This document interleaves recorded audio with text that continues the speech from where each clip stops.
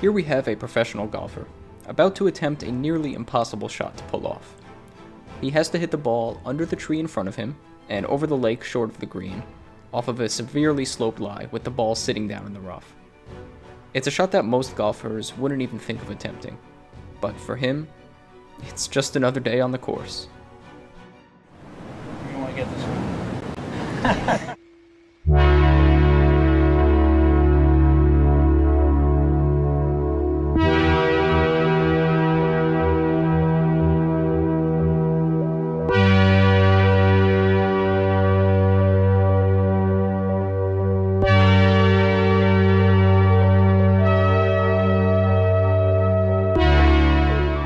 Professional golfers are different in many ways.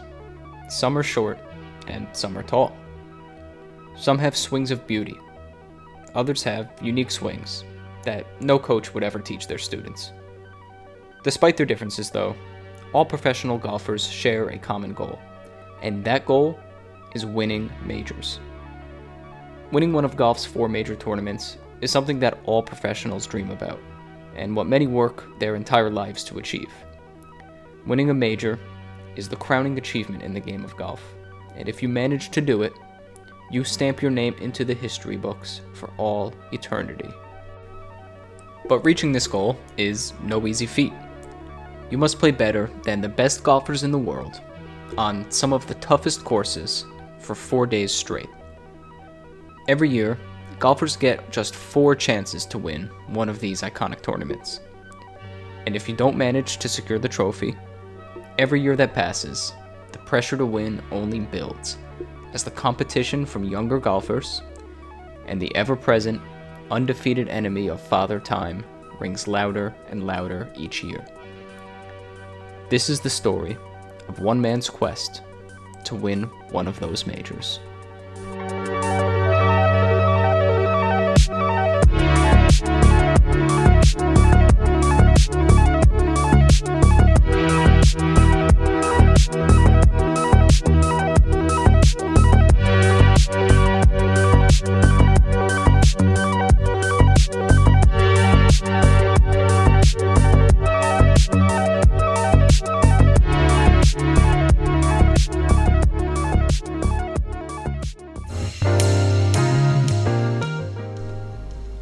Similar to the Daytona 500 in NASCAR, golf's major championship season begins every year with what many regard to be the biggest of the 4 majors, the Masters Tournament at Augusta National Golf Club.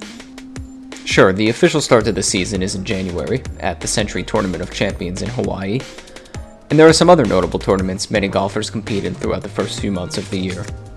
The Farmers Insurance Open at Torrey Pines, the Arnold Palmer Invitational at Bay Hill, and the Players at TPC Sawgrass all take place in the beginning of the PGA Tour season. But many don't consider the season to truly begin until the azaleas are blooming in Augusta, Georgia during the first week of April. In a word, the Masters is about tradition. Unlike the other 3 majors, the Masters is held at the same golf course every year, with traditions like the Champions Dinner, the Par 3 contest, and of course the iconic green jacket, which is hoisted upon the winner during a somewhat awkward ceremony, are what makes this tournament many people's favorite. About a month later, the second major of the year, which has been held in May since 2019, is the PGA Championship. While winning this tournament and hoisting the Wanamaker Trophy is absolutely a notable achievement, some people regard the PGA Championship as the least prestigious among the 4 majors. It carries a stigma of awarding the trophy at times to what some may consider undeserving champions. Now, recent tournaments have indeed been won by some of golf's biggest superstars. Xander in 2024, Brooks in 2023, and JT in 2022. But there are a slew of winners throughout the tournament's history that have been won by some, shall we say, lesser-known names. Australian golfer Wayne Grady captured only his 2nd tour victory in the 1990 PGA Championship, beating runner-up Fred Couples by a 3-shot margin at Shoal Creek Golf Club. It would be his last win on tour and only major win of his career. Shaun Micheel, ranked 169th in the world coming into the tournament, stunned the golf world by winning the 2003 PGA Championship with a two-shot victory over Chad Campbell at Oak Hill. Despite its stigma among the golfing community, this major has provided an opportunity for underdogs to rise to the occasion.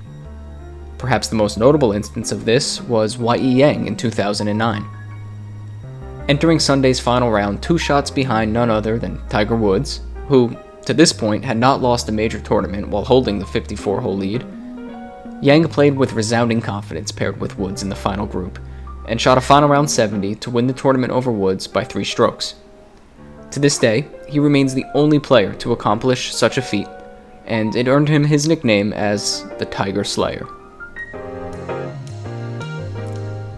We jump ahead now briefly to the final major of the year, the Open Championship.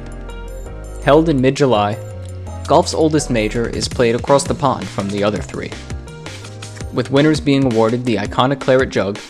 Becoming the champion golfer of the year is a title that all golfers hope to one day hold. The Open requires a different style of play from that of many courses on the PGA Tour rota. Links courses, as they're known, that host the Open Championship, St. Andrews, Royal Troon, and Carnoustie, to name a few, have exposure to coastal winds, firm conditions, and punishing pot bunkers. Golfers must adapt to the conditions at hand and have total control over the flight of their ball to win this tournament. I've always enjoyed how unique the Open is compared to the other majors, and watching golfers contend with these difficult conditions that are true to the origins of the game always produces some great moments of entertainment. But this story is not about the Open, the PGA Championship, or the Masters. We are here to talk about the third major of the year, golf's toughest test, the United States Open.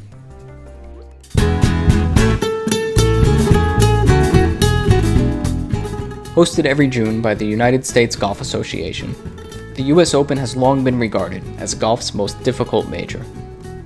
Notorious for tight fairways, thick, punishing rough, and lightning-fast greens, the US Open is designed to push golfers to the absolute limit of their skills and abilities. To win the US Open, you need to have all aspects of your game together: length and accuracy off the tee, irons that are dialed in to attack tricky pin positions, and delicate touch on and around the greens to score.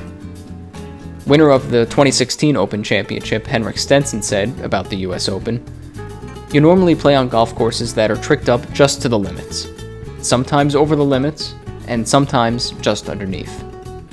There are times, however, where the USGA falls short of their goal of punishing golfers as much as intended, which will typically leave fans disappointed that players aren't tortured as much as they think they should be." In 2011, rainy conditions softened the grounds at Congressional Country Club in Bethesda, Maryland, and led to 20 players scoring under par for the week.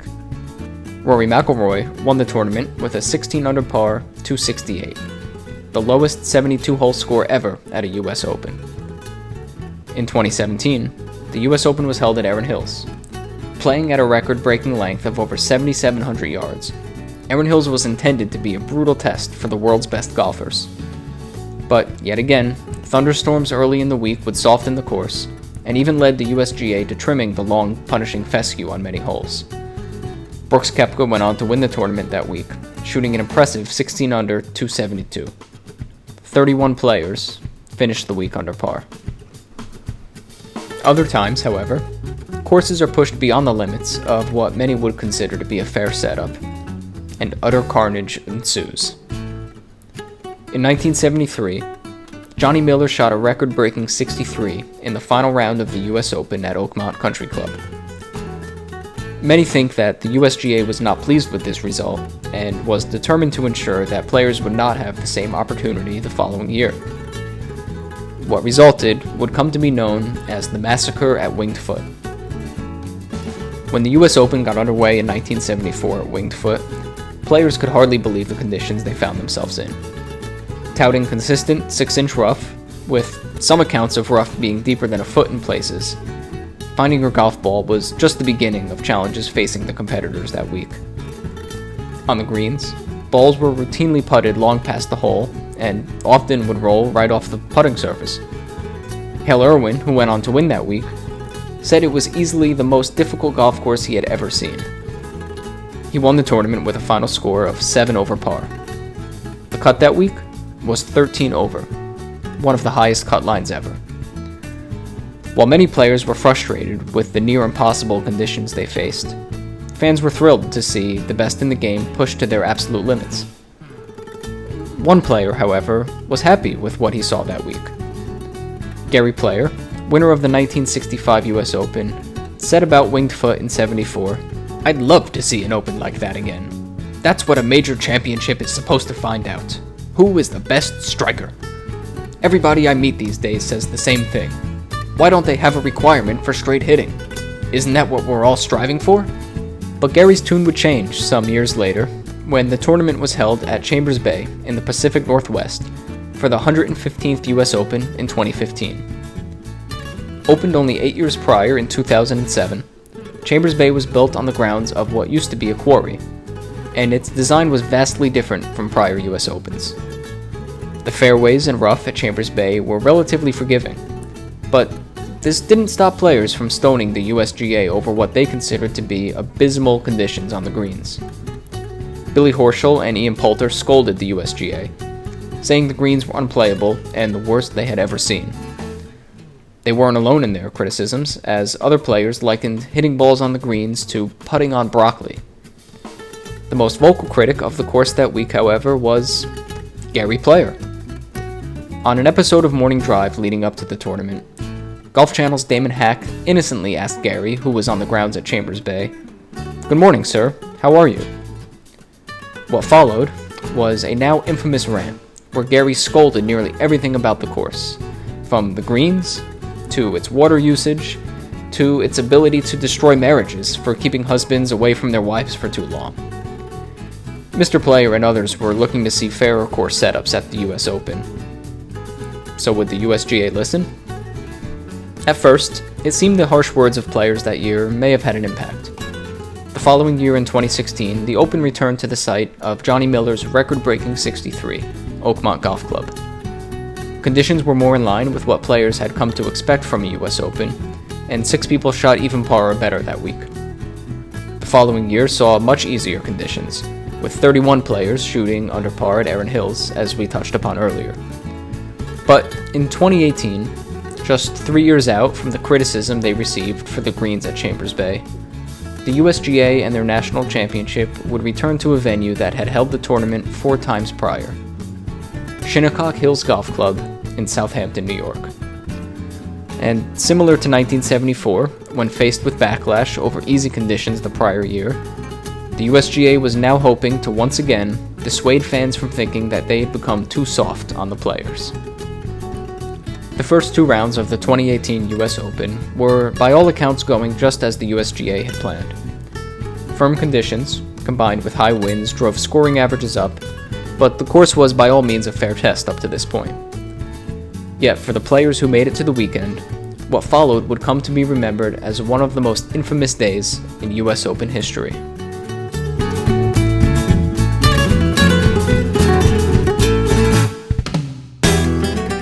The day began relatively unassuming.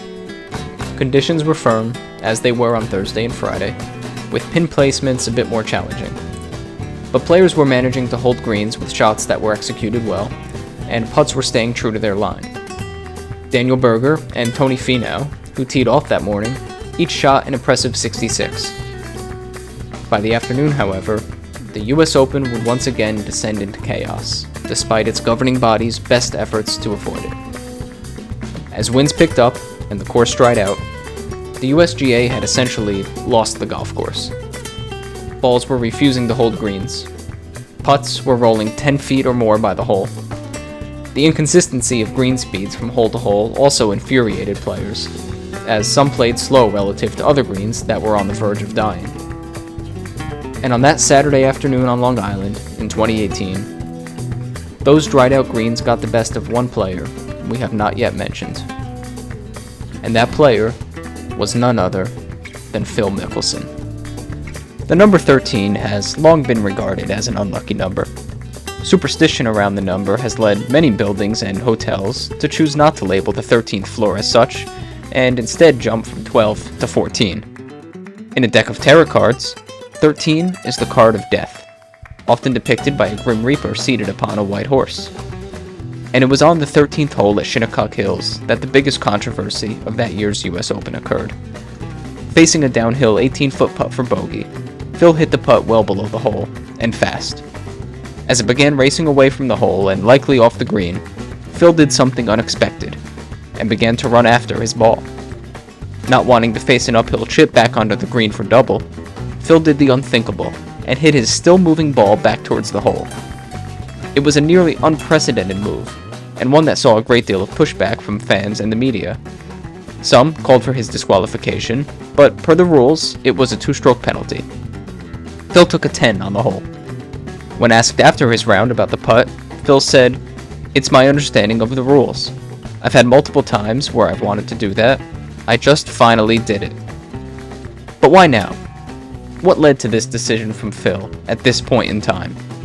Well, to fully understand, we have to rewind a bit.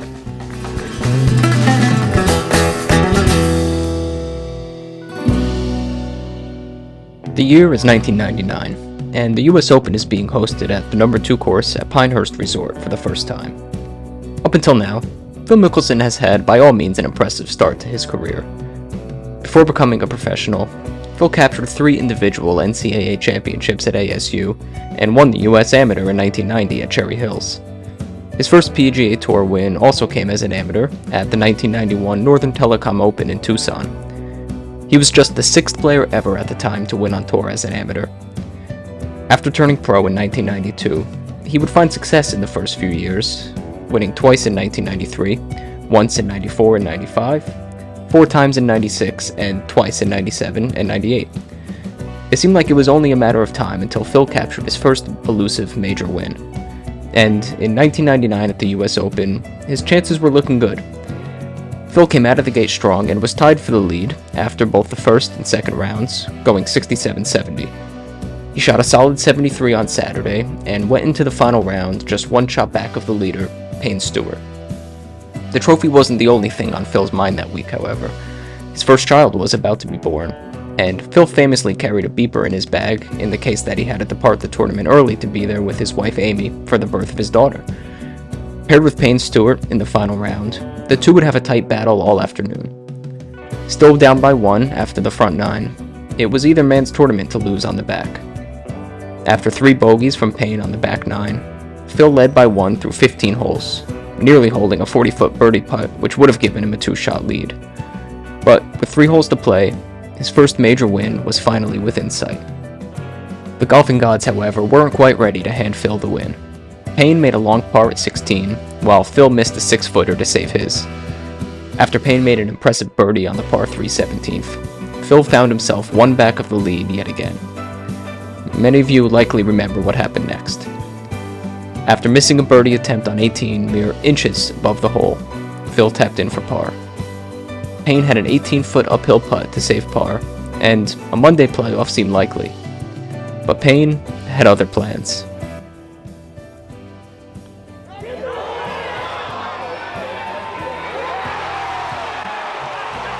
Payne Stewart is the 1999 U.S. Open champion. Oh my! Phil admitted it was a disappointing day, but with his first child on the way and a long career of majors to look forward to, he had many reasons to remain positive. That final putt, as it turned out, would be Payne's last in a US Open. He passed away just 4 months later in a tragic plane accident and never got the chance to defend his title.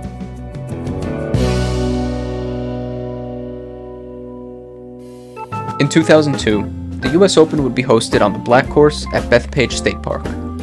It was regarded as the first US Open to be hosted at a truly public golf course, and was fittingly dubbed as the People's Open. After over 100 years of US Opens being held at prestigious private clubs, any golfer willing to pay the relatively inexpensive green fee now had the opportunity to walk the same fairways as the ones the pros do on a US Open course. As someone who grew up playing public golf, including the Black Course more times than I can count, this was something I believe was long overdue. Having the opportunity to play the same holes and hit the same putts as the pros connected me deeply to the game of golf. And when the crowd showed up to Bethpage in 2002, it was clear they felt the same way. Now, I'll admit that some fans may have crossed the line in the galleries that week, but for the most part, they were excited yet respectful. It is New York after all. While roars for Tiger typically drown out all other noise in a tournament he's playing in, the cheers from the New York crowd for Phil that week were just as loud as Tiger's. Following his second place finish at Pinehurst, Phil had some impressive showings at majors, including third place finishes at the Masters both in 2001 and 2002, just a few months prior to Bethpage. But he was still looking for that first major victory. With the crowds behind him that week, Phil used the enthusiasm of the galleries to keep himself in the tournament through the first few rounds. After going 70-73, he fired a 3-under par 67 on Saturday to return to even par for the tournament and pull within 5 of the leader, Tiger Woods. Lefty began his final round with a birdie, and after Tiger bogeyed the first 2 holes, Phil was just 2 shots back of the lead. His deficit fell to 3 by the 15th hole though, and after shots like this from Tiger, clearly the crowd's cheers were beginning to swing in another direction. Phil made bogeys on the challenging 16th and 17th, and his hopes at winning had slipped to his hands again. Tiger went on to win by 3, and Phil would have to settle for another solo second finish. By this time in his career, being looked at as second to Tiger Woods was something that had become familiar to Phil. His aggressive, play-to-win style had served him well on tour, securing 21 wins by the end of the 2002 season. But many were questioning whether it was preventing him from capturing the win that he really wanted, a major championship. Jack Nicklaus said in 2002 that Phil's a nice player, he's a good player, but he's not a great champion. Nick Price echoed the sentiment, saying about Phil, he's gifted physically, but he's got a ways to go mentally. Mickelson, however, was stoic in the face of criticism, adamant that he will win not just one, but several majors. He continued to improve his physical and mental strength, and his scoring average in majors was as low as it had ever been. He had an unshakable confidence in his game, and firmly believed that his time to win a major would soon come. Nearly 2 years after his runner-up finish at the US Open, Mickelson's prediction would finally come true. Phil entered the final round of the 2004 Masters tied for the lead, and produced one of the most exciting back nines in Masters history. Ernie Els would prove to be Phil's biggest competitor that day, shooting an impressive final round 67. But Phil had some magic of his own. After birdies on 12, 13, 14, and 16, Phil needed a birdie on 18 to win outright. And, at long last, he did. With a back nine 31, Phil jumped, literally, into the history books.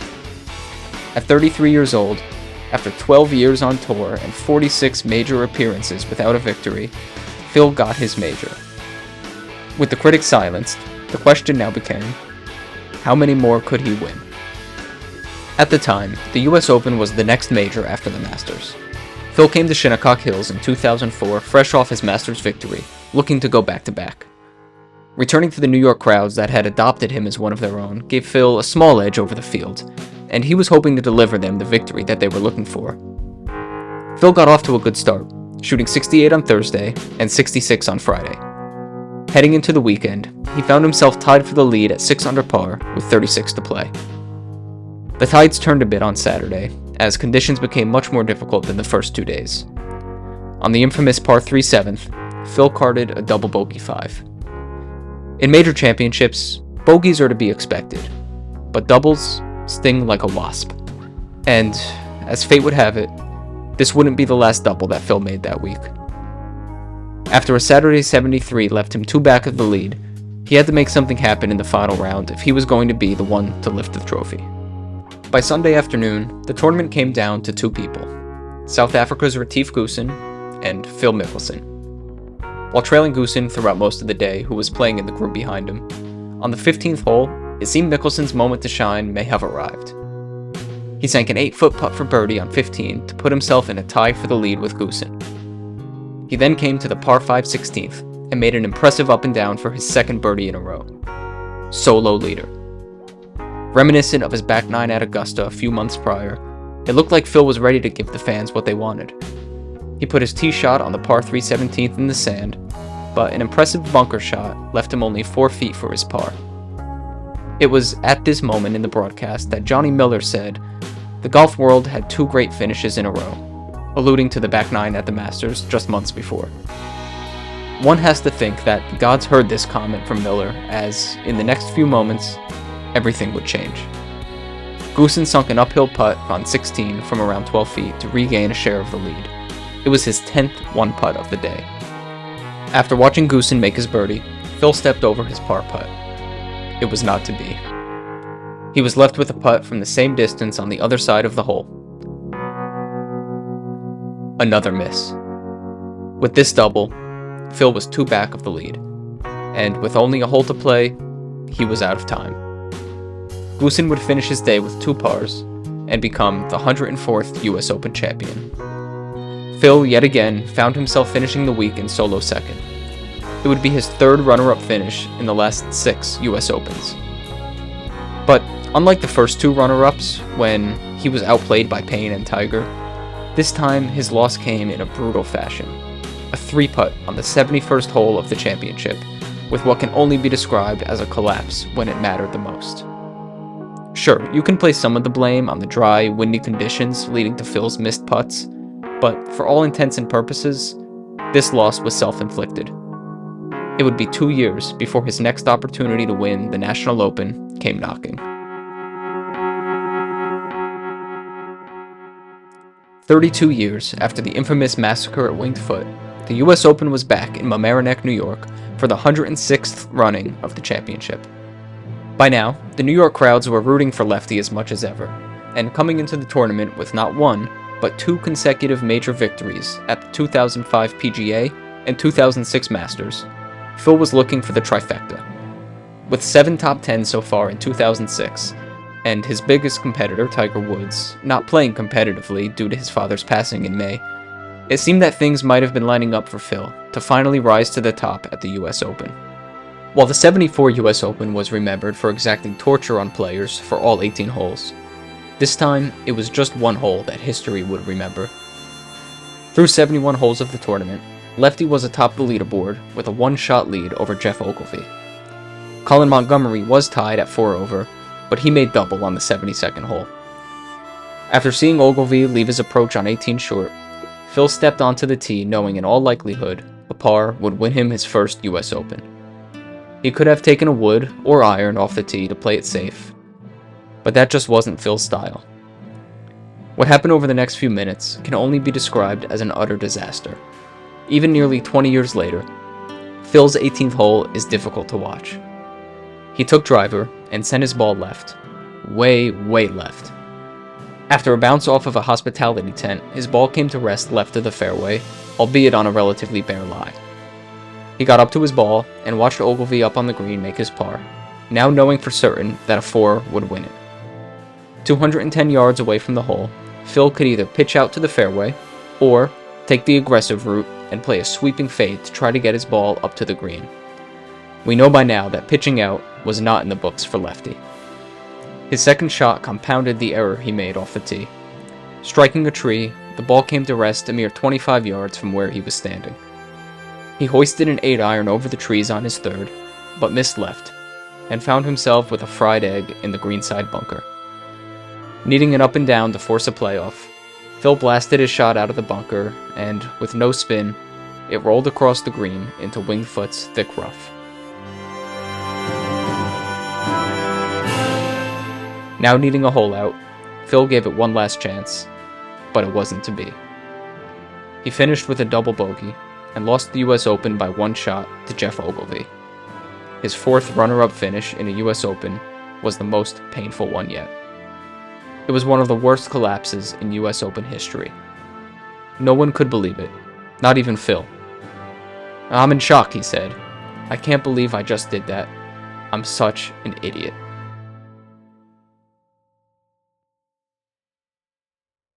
His defeating loss in 2006 would take some time to recover from, and it wasn't until 3 years later in 2009 that Phil would have the chance to redeem himself and capture the coveted US Open trophy. Lefty returned once again to the ever-loving New York crowds and was looking for his first major victory since the Masters in 2006. Turning 39 years old on Wednesday that week, it would be his last chance before 40 to win the national championship. Heavy rain plagued the tournament throughout the week, and each round would be forced into the following day. After Tiger's playoff win over Rocco the prior year, this US Open would be the second in a row to finish on Monday.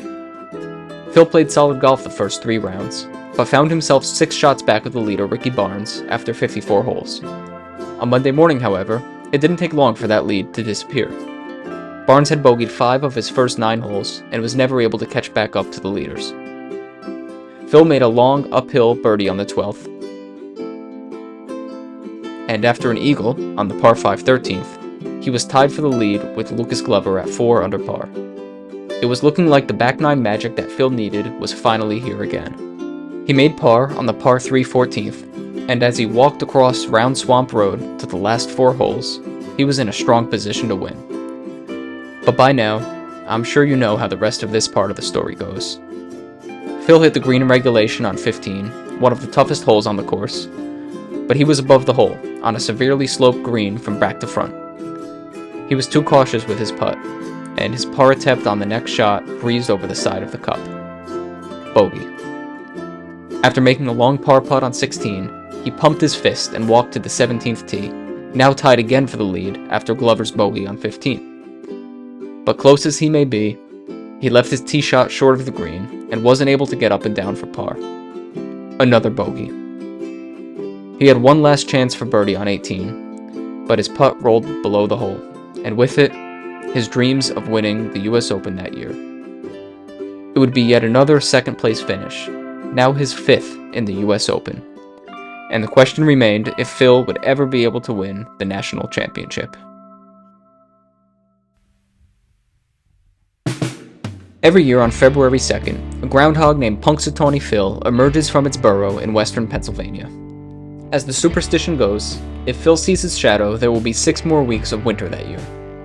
While no studies have ever proven this to be true, the tradition gained popularity with the release of the 1993 movie Groundhog Day, starring Bill Murray. In the movie, Murray plays a weatherman who becomes trapped in a time loop and is forced to relive the day over and over. 20 years after the movie's release in 1993, the US Open would return to the East Course at Marion Golf Club in Ardmore, Pennsylvania, just a few hours down the road from the town of Punxsutawney. By now, one could only imagine that Phil had some similar feelings to Bill Murray about his continual runner-up finishes in the US Open. Returning to the Open with 5 runner-up finishes felt like a nightmare that would never end. But in 2013, Phil was yet again determined to silence his critics and leave Pennsylvania that week with the trophy. He got off to a good start and was tied for the lead after 2 rounds. A 1 under par round on Saturday gave him a 1-stroke lead heading into the tournament's final day. But come Sunday, it would be the dreaded double bogeys that would once again get the best of Lefty. He made doubles on 3, 5, and 10. Conditions were tough that day though, and as Phil played the 13th with rain pouring down over Marion, he was tied for the lead with Justin Rose. Playing ahead of Phil that day, Rose would close out his final 4 holes with a sole bogey and would take the clubhouse lead at 1 over for the tournament. Phil, on the other hand, made bogeys on 13 and 15, and he walked to the 18th tee 1 shot behind. He needed birdie on a hole where only 11 birdies were made the entire tournament. He would leave the club face a hair open on his tee shot and missed the fairway left. He had a shot at the green, but his approach from 224 yards would come up just short. Now needing a miracle chip in to force a playoff, Phil had his longtime caddy Bones Mackay tend the pin as he hit a low spinner towards the hole. But the miracle at Marion was not to be for Phil. The chip rolled past the hole, and Justin Rose won the tournament. It would be the 6th runner-up finish for Phil in US Opens. To this day, it remains the record for the most runner-up finishes ever in the US Open. So for those who criticized Phil for hitting that still-moving putt in 2018 at Shinnecock, maybe this gives you some context into the mind of the man who had been beaten down by this tournament so many times before. Golf is a game that can connect us closer to our soul. But for those who play the game at its highest level, it can also weigh on the soul. Sometimes in life, the memories, or nightmares, of times past lead us to do things in the heat of the moment that we otherwise would never do. I think that in this moment, whether consciously or not, those memories of past US Open finishes may have played a role in Phil's decision to hit that rolling putt. Whether or not it's in good spirit of the game, personally I think we should all give Phil a pass on this one. At the end of the day, it's yet another iconic moment from Lefty for us to look back on, and another example of his willingness to always stay true to who he is.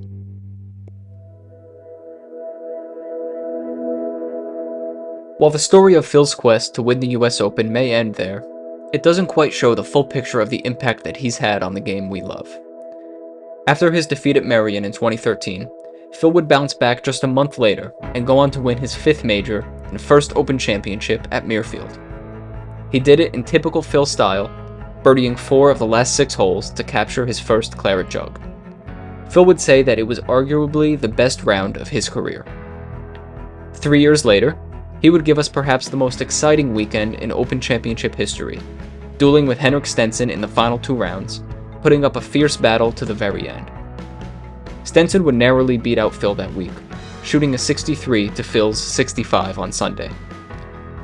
But 5 years later, in 2021, Phil would remind us that his determination to win majors had not faded. Now 50 years old, he held back a field of younger competitors at the PGA Championship on Kiowa Island and captured his 6th major win. He is the oldest player ever to win a major championship.